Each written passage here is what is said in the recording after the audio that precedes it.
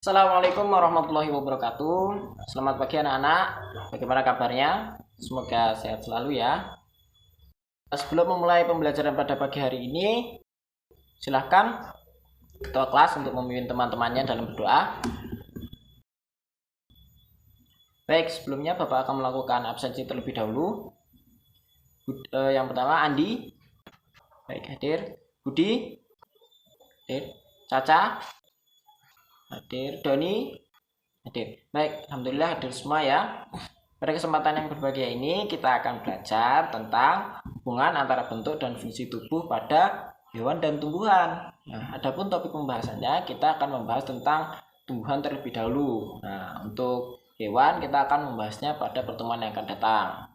Sebelumnya Bapak ingin bertanya, adakah yang tahu salah satu fungsi pada bagian tumbuhan yang berhubungan dengan oksigen yang kita hirup? Yuk, siapa yang tahu salah satu fungsi bagian tubuh pada tumbuhan yang berhubungan dengan oksigen yang kita hirup? Ya, Doni? Ya, betul ya. Salah satu fungsi bagian pada tumbuhan yang memiliki hubungan dengan oksigen yang kita hirup adalah fotosintesis atau proses memasak makanan. Nah, proses memasak makanan ini dilakukan pada bagian mana? Daun. Ya, daun. Daun mengalami proses fotosintesis yang menghasilkan oksigen. Nah, oksigen ini merupakan udara yang setiap saat kita hirup. Selanjutnya Bapak ingin bertanya, siapa yang di rumah biasanya diminta ibunya untuk memakan sayur atau buah-buahan? Ya, semua ya, hampir semua ya. Biasanya sayur apa? Sayur kangkung, sayur bayam, terus buahnya. Kalau buah biasanya ada apel, jeruk, mangga, dan sebagainya. Nah, sayur dan buah tersebut merupakan bagian pada tumbuhan.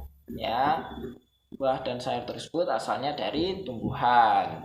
Selain berfungsi dan memiliki manfaat untuk tumbuhan itu sendiri, ternyata bagian-bagian tubuh pada tumbuhan itu memiliki manfaat untuk makhluk hidup lain. Contohnya manusia. Buahnya bisa kita makan, sayurnya juga kita makan, dan memiliki banyak manfaat terutama bagi kesehatan kita. Baik, untuk menambah pemahaman anak-anak sekalian, Bapak akan menayangkan video tentang materi hubungan antara bentuk dan fungsi tubuh pada tumbuhan. Pada video kali ini kita akan belajar tentang bagian tubuh tumbuhan dan fungsinya.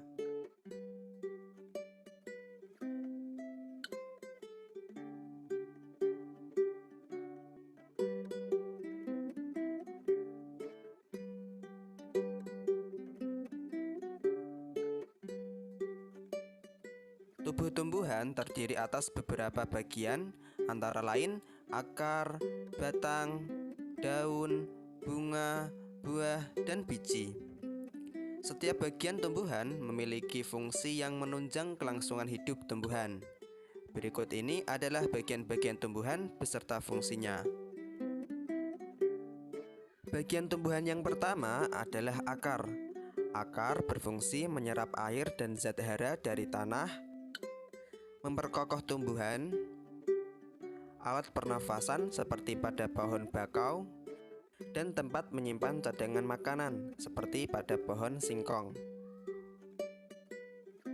Bagian tumbuhan yang kedua adalah batang.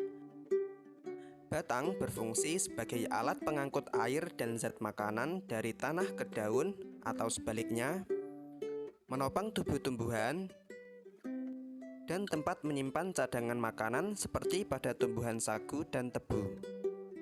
Bagian tumbuhan yang ketiga adalah daun. Daun berfungsi sebagai tempat terjadinya proses pembuatan makanan bagi tumbuhan atau fotosintesis, sebagai alat pernafasan tumbuhan, dan sebagai tempat pengeluaran uap air yang berlebih. Bagian tumbuhan yang keempat adalah bunga. Bunga berfungsi sebagai alat perkembangbiakan tumbuhan. Pada bunga terdapat benang sari sebagai alat kelamin jantan dan putik sebagai alat kelamin betina. Bagian tumbuhan yang kelima adalah buah. Buah berfungsi sebagai tempat menyimpan cadangan makanan dan melindungi biji dari pengaruh buruk lingkungan luar. Bagian tumbuhan yang keenam adalah biji. Biji berfungsi sebagai bakal tumbuhan baru dan tempat menyimpan cadangan makanan. Itulah beberapa bagian tubuh tumbuhan beserta fungsinya. Semoga bisa difahami. Sekian video kali ini. Kurang lebihnya saya minta maaf dan sampai jumpa lagi pada video-video pembelajaran berikutnya. Baik, itulah tayangan video tentang materi kali ini. Silahkan kepada anak-anak apabila ada yang ingin ditanyakan. Silahkan. Baik, jika belum ada, selanjutnya Bapak akan membagi kalian menjadi 2 kelompok, di mana masing-masing kelompok terdiri dari 2 anggota. Yang pertama, kelompok pertama itu ada Andi dan Budi. Kelompok kedua ada Caca dan juga Doni. Adapun tujuan dari pembuatan kelompok ini, nantinya kalian akan diminta untuk melakukan sebuah percobaan. Sebelum itu, Bapak di sini akan menjelaskan dari percobaannya.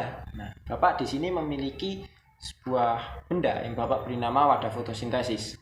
Nah, wadah fotosintesis ini di dalamnya terdapat air dan juga daun. Sangat simpel sekali. Bagaimana cara pembuatan dari wadah fotosintesis? Nah, pertama Bapak akan menjelaskan itu. Pembuatannya sangat mudah. Kita hanya perlu memotong sebuah botol bekas menjadi 2 bagian seperti ini ya. Nah, lalu setelah itu cara kerjanya, kita isi wadah fotosintesis ini dengan air. Lalu kita mengambil daun segar yang ada di sekitar kita. Cukup 2 helai saja, sesuai ukuran botolnya ya. Nah, kita masukkan daun itu ke dalam botol bekas ini. Nah, setelah itu kita letakkan wadah fotosintesis ini di daerah yang terik atau yang terkena sinar matahari. Mengapa demikian? Karena proses fotosintesis memerlukan air dan juga sinar matahari. Nah, setelah kita letakkan wadah ini di tempat yang terik, terkena sinar matahari, selanjutnya kita tunggu kurang lebih selama 15 menit. Nah, selama 15 menit itulah proses fotosintesis terjadi. Setelah itu anak-anak bisa mengamati daun yang ada di dalam wadah fotosintesis ini.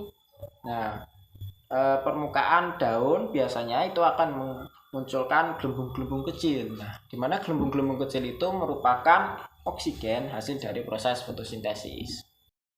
Sejauh ini ada yang ditanyakan?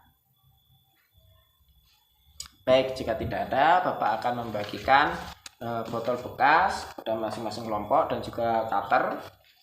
Dan Bapak juga akan membagikan sebuah lembar kerja yang nantinya akan kalian kerjakan selama proses percobaan. Nah, baik, silakan diambil. Baik, jika masing-masing kelompok sudah mendapatkan botol bekas jika masing-masing kelompok sudah mendapatkan alat dan juga lembar kerja, selanjutnya silakan anak-anak mengambil beberapa helai daun yang ada di luar. Cukup 2 helai saja, disesuaikan ya, dikisari daunnya yang kira-kira muat di wadah tersebut. Nah, baik, jika sudah, silahkan anak-anak melakukan percobaan sebagaimana sudah Bapak jelaskan tadi, mulai dari langkah pembuatan lalu cara kerja dari wadah fotosintesis. Silahkan. Apabila anak-anak sekalian sudah melakukan langkah-langkah sebagaimana Bapak jelaskan tadi, mulai dari memotong, mengisi air, lalu letakkan daun ke dalam wadah dan menempatkannya di daerah yang terik atau terkena sinar matahari, silakan anak-anak sekarang menunggu kurang lebih selama 15 menit. Nah, selama menunggu, silakan anak-anak mengisi lembar kerja yang sudah Bapak bagikan.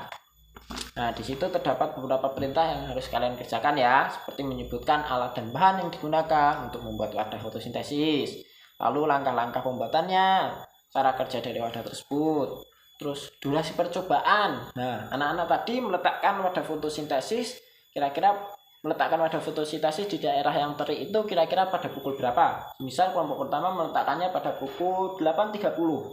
Nah, kira-kira 15 menit kemudian itu pukul berapa? Nah, silakan anak-anak menuliskannya di lembar kerja dengan menghitung arah jarum jam ya. Lalu di sana juga anak-anak diminta untuk menyebutkan faktor-faktor yang mempengaruhi proses fotosintesis. Lalu kemudian anak-anak diminta untuk menyebutkan hasil dari proses fotosintesis dan buktinya apa. Jadi anak-anak bisa menyebutkan, oh hasil dari proses fotosintesis itu ini. Nah, buktinya apa? Nah, anak-anak silahkan melihat dari daun yang ada pada wadah fotosintesis. Jadi, silahkan dikerjakan. Dan jangan lupa untuk diamati juga daunnya yang ada di wadah fotosintesis ya. Baik, nah jika sudah menganalisis dan mengerjakan lembar kerja, silakan anak-anak masing-masing kelompok maju ke depan untuk mempresentasikan hasil kerjanya. Dimulai dari kelompok 1 terlebih dahulu. Baik, bagus ya presentasi dari kelompok 1. Selanjutnya kita beralih ke kelompok 2, silakan. Baik, bagus sekali presentasi dari kelompok 2. Jadi itu ya mengenai perjumpaan kita pada kali ini tentang fungsi daripada daun, yaitu untuk melakukan proses fotosintesis. Nah, sampai di sini apakah ada yang ditanyakan? Nah, baik, jika tidak ada, sebelumnya Bapak ingin mereview kembali materi kita pada kesempatan kali ini tentang apa saja sih bagian-bagian pada daun dan fungsinya. Yang pertama itu bagian yang pertama pada daun itu apa saja? Yang pertama ada akar. Nah, akar memiliki fungsi menyerap air dan zat hara dari dalam tanah. Terus menunjang berdirinya tumbuhan. Terus apa lagi, Caca? Ya, benar ya, menyimpan cadangan makanan. Nah, lalu bagian tubuh pada tumbuhan yang selanjutnya apa? Yuk, Doni. Ya, ada batang. Batang memiliki fungsi untuk tempat tumbuhnya daun, bunga, dan juga buah. Lalu tempat menyimpan cadangan makanan. Terus sebagai jalur translokasi zat atau tempat jalannya atau mengalirnya zat-zat yang diserap oleh akar. Nah, itu disalurkan oleh batang. Selanjutnya sebagai penyokong tubuh tumbuhan. Lalu bagian tubuh pada tumbuhan yang selanjutnya apa? Ayo, setelah yang barusan kita praktekkan tadi. Ayo, Budi. Ya, daun. Daun memiliki fungsi apa saja? Ya, proses fotosintesis untuk tempat memasak makanan, Terus, ya, tempat penguapan air. Terus, alat pernapasan pada tumbuhan. Terus, yang terakhir, sebagai sumber makanan bagi manusia dan hewan. Selanjutnya apa? Ayo, bagian tubuh pada tumbuhan yang biasanya indah sekali dari tumbuhan. Iya, betul. Bunga. Bagi tumbuhan, bunga berguna sebagai organ perkembangbiakan. Nah, bunga ini memiliki beberapa bagian lagi ya, terdiri dari tangkai, terus dasar bunga, terus kelopak bunga, terus mahkota, terus benang sari dan putik. Nah, dengan adanya benang sari dan putik, bunga mengalami penyerbukan hingga akhirnya menghasilkan biji. Nah, biji inilah yang merupakan cikal bakal tumbuhan baru. Biasanya kan anak-anak ketika mau menanam apa ya namanya, buah apel atau menanam jeruk. Nah, kita menanam bijinya terlebih dahulu. Nah, biji itulah yang nantinya akan tumbuh menjadi tumbuhan jeruk, apel, dan sebagainya. Bunga juga dapat berfungsi untuk mempercantik tumbuhan sehingga dapat memikat hewan dan juga dapat berguna juga bagi manusia ya sebagai hiasan rumah dan sebagainya. Selanjutnya bagian tubuh pada tumbuhan yang terakhir adalah apa yang biasa kita makan? Buah. Ya, betul sekali ya, buah. Nah, buah ini kalau buah ini pada tumbuhan berfungsi untuk melindungi biji. Selain memiliki fungsi dan manfaat bagi tumbuhan itu sendiri, buah ini juga memiliki manfaat bagi makhluk hidup lain, yaitu sebagai sumber makanan. Ya, hewan-hewan itu kan juga banyak yang makan buah, manusia juga makan buah ya. Nah, itu tentang materi kita pada kesempatan kali ini. Baik, kepada anak-anak, apakah ada yang ingin ditanyakan?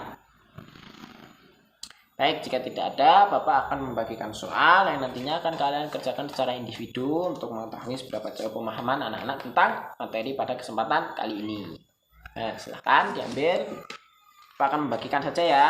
Satu.